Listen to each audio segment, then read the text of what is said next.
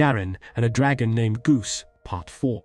When I was a young boy, I'd sometimes stand on the shore and pretend I could see the eternal storm just beyond the horizon. Gleason stared out at the sea, a myriad of red and orange lights spilling over his face that seemed to turn his beard pink. In his eyes glinted a fondness for the sight, so much so that Garen tore his gaze from the mage and looked out again, wondering if he was missing something. All he could see was the hazy sun disappearing over the sea, same as it always did. Waves called out the seconds as they passed, crashing into the rocks far below, the warm breeze tugging at the mage's beard. They stood at the top of a cliff overlooking the Bay of Aria and the white sand shores below, Garen's family's home, a short way down the cobblestone path behind them. Even if the walk back from school hadn't been so bad, only a few people had stopped to gawk at Goose after the council's order to leave them alone. Going straight in had seemed a little too daunting. What would his family be thinking? Gleason sighed. A cage one cannot see is still a cage nonetheless. Garen just nodded. It didn't seem like Gleason was really speaking to him. The eternal storm was exactly that, an endless storm that raged hundreds of leagues out to sea, surrounding Lumina Inn, as far as people knew, an impassable wall of mud. It was another relic of the Great War, a desperate move made by a high mage of the time to protect Lumina from the Novians, and shut them out for good. The land they called the Tusk of Novia still remained within the circle, and with it a sizable chunk of the Novian population. Have you ever actually seen it, sir? Garen asked. Gleason finally looked at him. Of course, although once you see it, you're already too close. Sotonian vessels are the only ones that dare venture into those waters. Garen nodded again. He'd heard the stories on the docks, stories that would make any child not sleep for days. It wasn't just treacherous waters, but waters infested with sea monsters as bad as any in the Bloodlands. But you could never fully trust a sailor's gossip. Gleason, on the other hand, something hard slapped Garen in the face. Goose's tail. The dragon was still wrapped around Garen's neck, still asleep. Still dribbling, Garen was having to stoop forward to keep him from falling off. He rubbed his cheek and looked over to Gleason. He could see the man was trying hard not to laugh, one hand in front of his mouth. Gleason cleared his throat. We can't stay here all evening. Are you ready? Garen took a deep breath and looked up to the head teacher. I'm ready. Liar, Gleason said, giving him a slap on the back. They began walking down the path, some of the stones glowing dimly as the sunlight faded, others lighting at the weight of their slow steps. Wisps of steam rose from the drains lining the path, bringing warmth into the cooling air. It wasn't long before they reached the gate leading onto the Sky Farm, Garen's home. With a hand on the gate, he stopped for a moment, taking the sight in. A couple of days had passed since getting Goose, but it seemed like an eternity. Of course, nothing had changed. The house stood at the top of a sloping hill, its dark walls made from smooth volcanic rock, the roof a combination of slate and thick beams of wood with pillars of granite at each corner. Leading up to it were various pens of animals, mostly fowl, spread between patches of vegetables and crops. Voices and the smell of fresh bread wafted down the path. Garen took a deep breath. The smell of home. Honk! A white head poked out from one of the pens, then another, and another. Honk! Honk! Honk! Down the path came 3 geese, Hank at the front, flanked by Ori and Luna, orange feet slapping against the path. Ori was Arden's goose, Garen's older brother. While Hank was the biggest and strongest goose you had ever seen, Ori wasn't far off, and had a more refined grace about him, with sharp eyes that belied a much greater intelligence. He was second in the pecking order for now, but Garen wondered how long that would last. On the other side of Hank was Luna, much smaller than them both, and far cuter. Around her eyes was a soft pink eyeshadow. No doubt Zephyr's doing, Garen's older sister and the middle child in the family. Hank lowered his head as he came closer, wings flared. Hank, it's me, calm down. Hank gave a soft honk and tucked his wings in as if sheathing swords. Ori and Luna held back as Hank marched forward alone. The goose gave a slight nod to Gleason as he lifted his head, beak pointed toward the sleeping form around Garen's neck. Carefully, Garen slid Goose into his arms and knelt down. Hank stuck his face right in front of Goose, making small, honking noises that Garen could swear sounded almost soothing.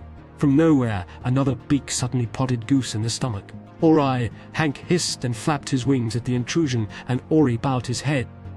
Seemingly happy with his inspection, Hank gave a single honk and waddled to the side of the path, Ori and Luna joining him. Garen smiled. Looks like we have permission to enter. Gleason took a wide berth from the birds as they trudged on up the path and kept a fast pace as he walked ahead. Garen felt exhausted as he tried to keep up, and the last few steps to the large oak door felt harder than any had been on the way back from school. He moved his hand to lift the large wooden knocker, cut in the shape of 2 wings, and hesitated. Would things be different now? Garen, my son. About bloody time. A huge man suddenly stood in the lit doorway, filling it almost to the high beam above, Garen's hand still reaching for the knocker. His thick and shaggy black hair tumbled down to his heavily muscled shoulders, framing a tanned and weathered face. Kind blue eyes shone out under his thick brow, glistening with a sheen of tears. With a swoop, he picked Garen and Goose up in one arm and squeezed them so hard Garen could hardly breathe. Thanks to the mother that you're safe and sound. With a drop, Garen landed back on the ground, barely clinging to Goose, his father's scent of earth and hay filling his senses. Gleason stuck out his hand. Good to see you again, Griffin. Garen's father took his arm by the forearm and shook it firmly. Thank you, head teacher Gleason, for all you've done the past couple of days. When we heard the high mages had come, well, we feared the worst. Gleason exchanged a quick look with Garen, putting a hand on his shoulder. Not to worry, Griffin. All is well and in order.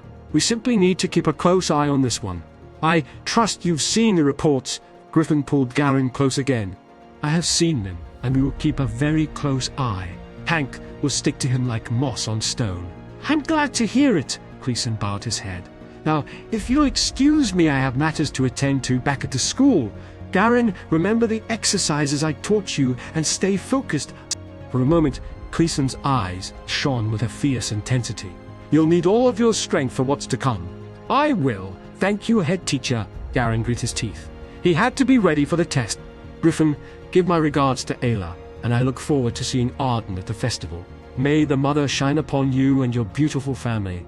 Griffin bowed deeply. And you, head teacher Gleason, may she illuminate your path. With that, Gleason disappeared down the gravel track once more, dancing between the geese. Garen's father pulled shut the door. He really is the size of a cat, isn't he? He said, pointing a large stubby finger at Garen, bits of soil still fresh on his nails. Cute little thing, too. Not at all dangerous looking. Garen could see his dad was holding back, his eyes screaming with a million questions. Yeah, he's really not anything to be scared of, Garen said, the last word coming out with a yawn. Garen's dad ruffled his hair. Let's get you fed, bathed, and put to bed, young one. Through the entryway of volcanic rock they went, pots filled with dark and shiny obsidian, and into the kitchen. The smell of freshly made bread and roasted vegetables hit Garen's senses, making his mouth water. His mother stood in front of the oven, a blue apron tied around her waist, a long golden braid slightly grey in places hanging down her back. Ayla, look who's home, Garen's father called. His mother's face lit up as she turned, the long braid swinging around her back. Welcome home, Garen! She lunged in for a hug, before fully noticing the sleeping Goose. The outstretched arms retracted to fondle at the edges of her flower, splashed apron, and then she reached out a tentative hand to touch the sleeping dragon. And who might this be then? She managed to squeal. Before Garen could answer, in strode Arden, ducking his head through the stone archway to his room. Garen, you've caused quite the stir, little brother. He snatched Goose from Garen's arms and held him close to his face, which was considerably higher than Garen's own. It wasn't just height Arden had an advantage over him, it was everything. Looks, intelligence, muscles. He was basically a superior version of Garen. The same dark brown hair, brown eyes, the same nose. But better, to make matters worse, he'd just completed his first year of university in only his 4th year of education. Talk about setting the bar high. You know, I was the talk of Eastern area before this guy came along. He gave Goose a shake, an eyebrow raised. But if my thunder was to be stolen by anyone, I'm glad it was you, Garen. He handed Goose back and slapped Garen on the shoulder so hard he almost fell over. A true sky. Thanks, Arden, Garen managed. Arden's face held a smile, but it didn't reach his cool eyes. His brother always had to win, and Garen knew this would be yet another challenge to him. Garen! Came a gasp of a voice as Zephyr came into the room, humming some song as always. Her wild golden hair caught the light from the glowstones lining the ceiling's edge as she skipped to a stop. "He's so cute," she said, bending to look at Goose. Goose's eyes opened slightly at each overzealous rub she gave his forehead. "So, son, what did you name him?" his father said, walking to put an arm around his mother. Zephyr disengaged from her frantic petting, her large blue eyes wide and waiting. They were all waiting. Garen cleared his throat. "I named him Goose." Even the geese outside the door began honking at the raucous laughter that exploded from his family. Arden nearly fell over. It took several moments before they recovered enough to breathe properly, and then Garen's father drew them all together in a hug. Garen, for the first time, found himself smiling, tears forming as relief flooded through him. "Well, Goose," Garen's father said, smiling and looking down at the black bundle of scales, "whatever you may be, welcome to the family." And then Goose opened his eyes.